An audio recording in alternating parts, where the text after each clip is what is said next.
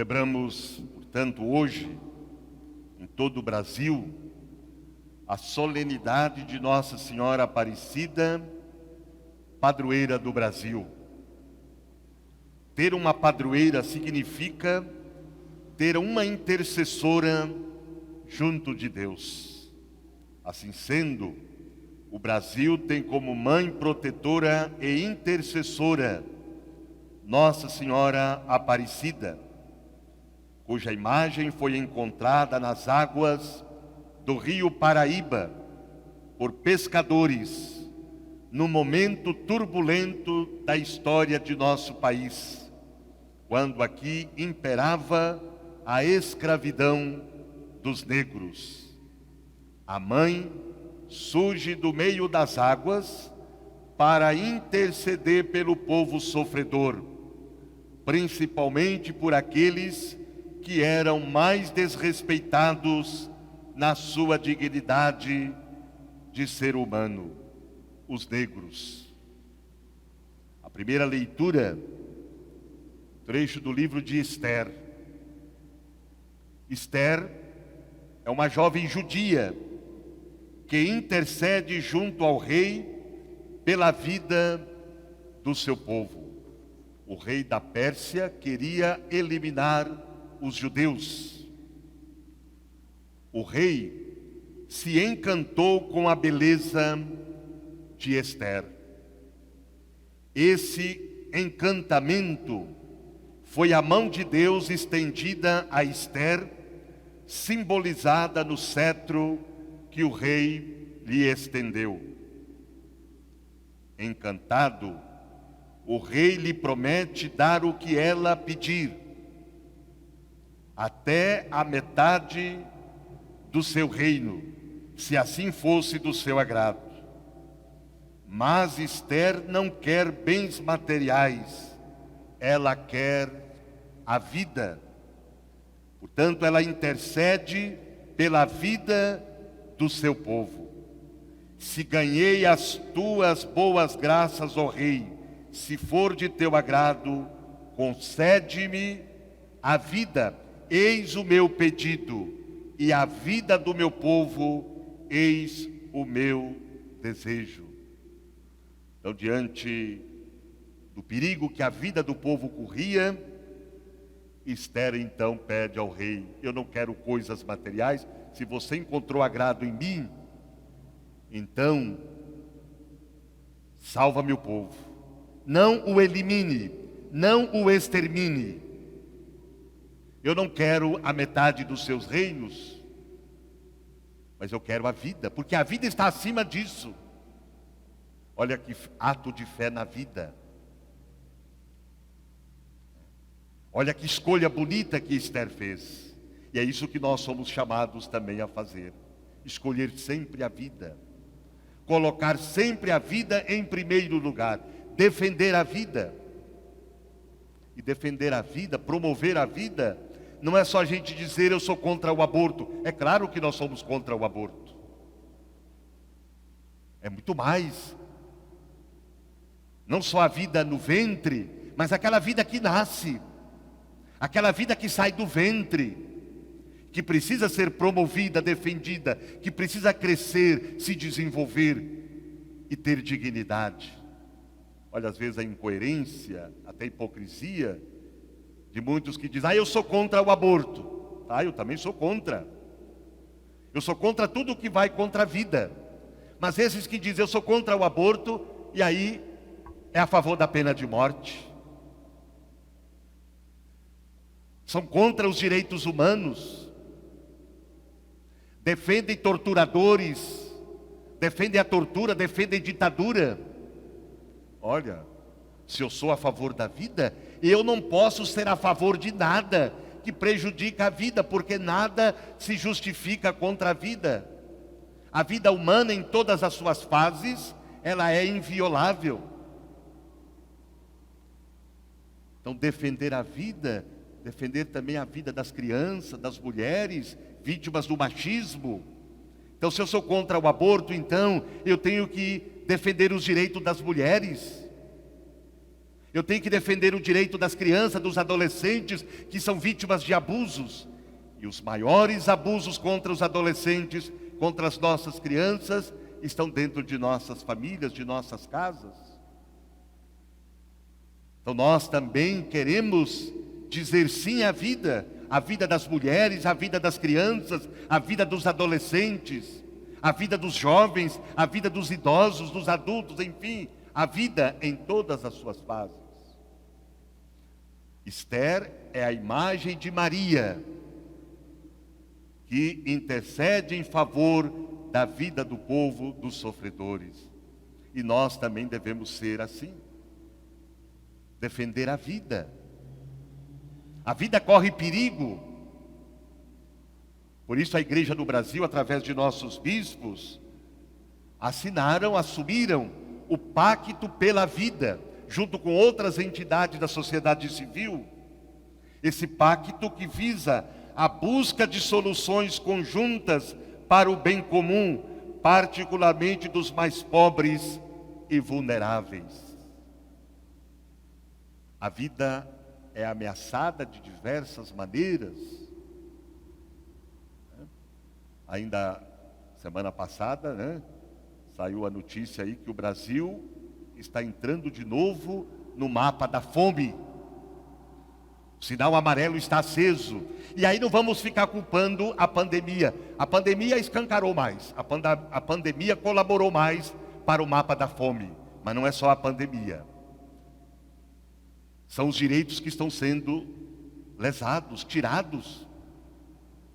Quando fizeram a reforma trabalhista, disseram, olha, a reforma trabalhista vai gerar mais emprego, vai fazer a economia crescer. E olha, o desemprego aumentou. A mesma coisa disseram, a reforma trabalhista vai fazer a economia crescer, vai gerar mais emprego. E o que nós estamos vendo? Agora tem aí a reforma tributária. São sempre reformas para quê? Para aumentar a riqueza dos ricos, daqueles que já são ricos. As reformas são feitas nos bastidores, através de conchavos, sem a participação da sociedade. E para tirar direitos de quem já não tem. E para aumentar ainda mais as regalias da elite econômica, do poder econômico, daqueles que já têm tudo. Como dizia D. Helder, daqueles que têm que vomitar para poder comer mais. Nós não somos contra nenhum tipo de reforma, desde que elas sejam feitas com a participação da sociedade, de maneira democrática, desde que essas reformas visem o bem comum, desde que essas reformas visem mais justiça social, mais comida na mesa dos pobres. E, infelizmente, isso não acontece. Então, são ameaças à vida. São atentados contra a vida humana. Então, hoje, nós queremos dar o nosso grito em favor da vida. Vida para todos. Vida com qualidade. Vida em abundância. Não vida para alguns. Como nós vimos nas leituras de ontem, sobretudo a primeira e o Evangelho, Deus quer que todos os seus filhos e filhas sejam incluídos no banquete da vida, no banquete do amor, no banquete do pão, no banquete de uma vida digna, de uma vida saudável. E defender a vida também, aí entra toda essa questão de uma ecologia integral, de que nos fala o Papa, é defender a natureza, o meio ambiente, contra as queimadas, contra os desmatamentos, contra as poluições dos rios, enfim, porque também destruindo a natureza está destruindo a vida no planeta. Então nós queremos salvar vidas, queremos salvar o planeta, queremos salvar a nossa casa comum. E a segunda leitura, trecho do livro do Apocalipse, nos fala de uma mulher que apareceu no céu. Essa mulher simboliza o povo de Deus, a comunidade, a igreja perseguida pelo Império Romano. O Império o dragão é a personificação do mal. É o dragão do Império Romano que perseguiu a igreja, os cristãos, e os dragões que continuam perseguindo o povo de Deus, que continuam maltratando o povo de Deus, sufocando as esperanças, frustrando as esperanças do povo de Deus num Brasil melhor, numa sociedade melhor. No texto aqui, representa a comunidade noiva de Deus. E Maria aparece aqui como símbolo da igreja nascente. O dragão de ontem e de hoje quer devorar seu filho, mas esta mãe, portadora de Deus, enfrenta as forças da morte e sai vencedora. Olha quantos dragões estão por aí. Dragões que são nossos governantes, que fazem políticas, que promovem políticas de morte, ao invés de promoverem políticas de vida, políticas de justiça social, políticas que fazem a vida se tornar uma vida digna. Dragões são nossos governantes antiambientalistas, são nossos governantes que dizem que é a favor da família, a favor da pátria, que é a favor da religião, que acredita em Deus, mas que promovem políticas de violência, de morte, de armamento, que são a favor de ditadura, de torturas. Não. Existem dragões também dentro da igreja, isso é muito triste. Dragões que estão aí perseguindo o Papa Francisco.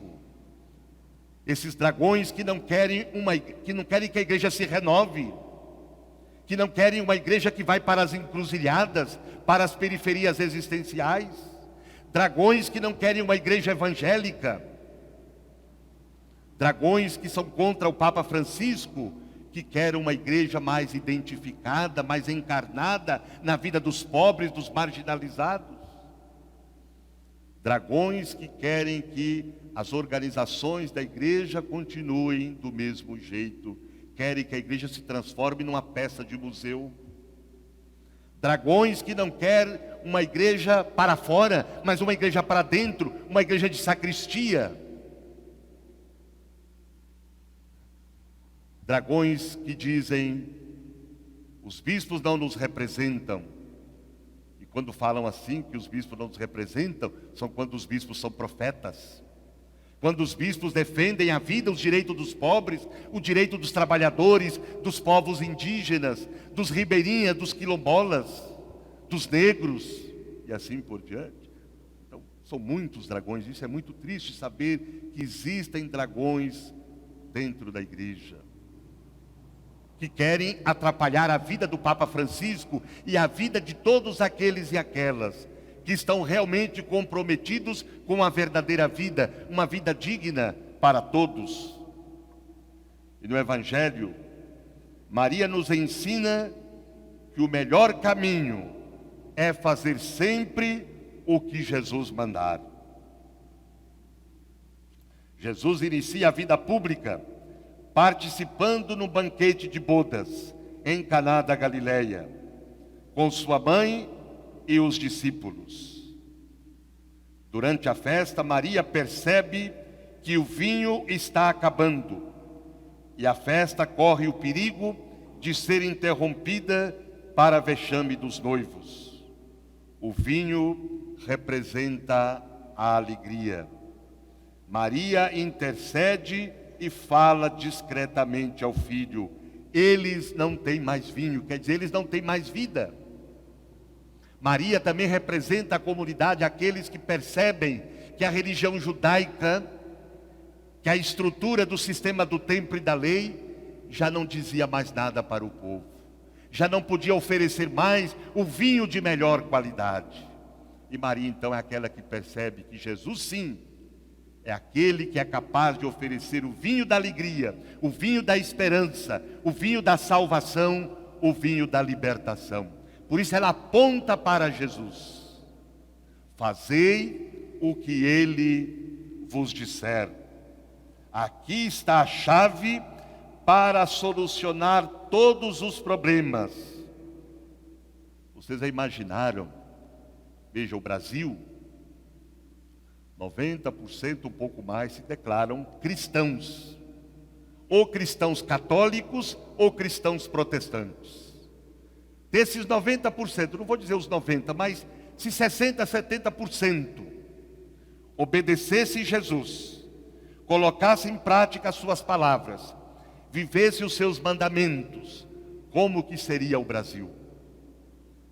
Não teria corrupção?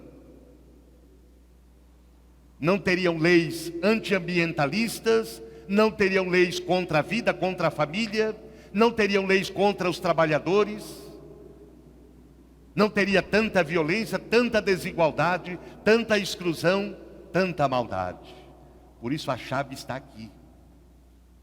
Para nós cristãos, obedecer Jesus, fazer o que Ele mandar. E Ele está nos mandando seguir os seus caminhos, viver a vida na doação por amor. Ele está pedindo que nós vivamos a sua palavra, amemos a sua palavra, acolhamos a sua palavra. A novena de Aparecida este ano deu como ênfase a palavra de Deus. O tema foi sobre a palavra de Deus. Para que a nossa igreja seja cada vez mais bíblica, para que nós tenhamos um catolicismo mais bíblico. E tendo um catolicismo mais bíblico, uma igreja mais bíblica, nós vamos ser uma igreja ecumênica, que dialoga com todo mundo, com crentes e não crentes, que dialoga, enfim, com todos os que pensam diferentes, que têm ideologias, partidos diferentes, religiões diferentes, enfim. Porque nós não temos que condenar ninguém. Já nos falava o Papa João 23, São João 23, na abertura do Concílio Vaticano II, nada de condenações, mas vamos trilhar o caminho do diálogo. Então, o vinho novo do diálogo, é isso que nós queremos, é isso que a igreja quer, é isso que a igreja precisa seguir, e é isso que Jesus também está pedindo. Como Maria, nós também devemos perceber o que falta na vida das pessoas e buscar soluções, buscar caminhos de solidariedade, caminhos de solidariedade. Jesus, portanto, é aquele que nos oferece o vinho de melhor qualidade. E eles passaram a ter o melhor vinho.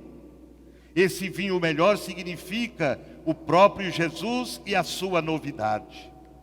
Quem escuta e faz o que ele diz, prova desse vinho. E quem provar desse vinho, nunca mais vai querer tomar outro vinho.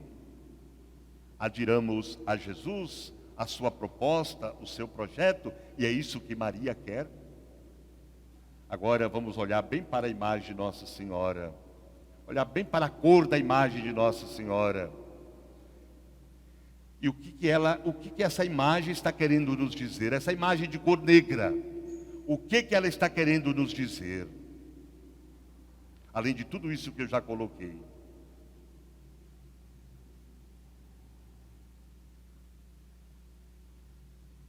Ela quer que nós nos libertemos do racismo, do preconceito. Existem o racismo escancarado, declarado, existe às vezes o racismo camuflado, às vezes que está lá no nosso subconsciente, e que nós precisamos nos libertar deles. Eu vou citar apenas um fato que aconteceu esses dias. Uma criança de 11 anos foi obrigada a levantar a blusa para saber se ela havia roubado um doce. Ela foi na casa de doce comprar pipocas para a mãe. E a pessoa lá fez isso com ela. E foi perguntado para essa pessoa: por que você fez isso com ela? Eu desconfiei dela devido à cor da pele e o tipo de cabelo. Nós temos que acabar com isso. É isso que Nossa Senhora pede e é isso que Jesus pede. Como eu sou devoto, posso ser devoto da Mãe Negra e ter atitudes de preconceitos e de racismo? É preciso banir o racismo da nossa terra. É preciso acabar com preconceitos. Se nós queremos realmente beber do vinho novo que Jesus nos oferece. Que a Mãe Aparecida interceda pelo nosso Brasil, interceda pelo povo brasileiro, interceda por todos aqueles e aquelas que ainda são vítimas de preconceitos, de racismo, de tantas situações que as desfiguram. E que ela interceda sobretudo por aqueles que estão sofrendo com a pandemia, seja no sentido espiritual, seja sofrimento espiritual, seja sofrimento material. E que ela interceda por todos aqueles que estão infectados. Nossa Senhora Aparecida, proteja o Brasil, proteja o povo brasileiro, proteja as nossas crianças.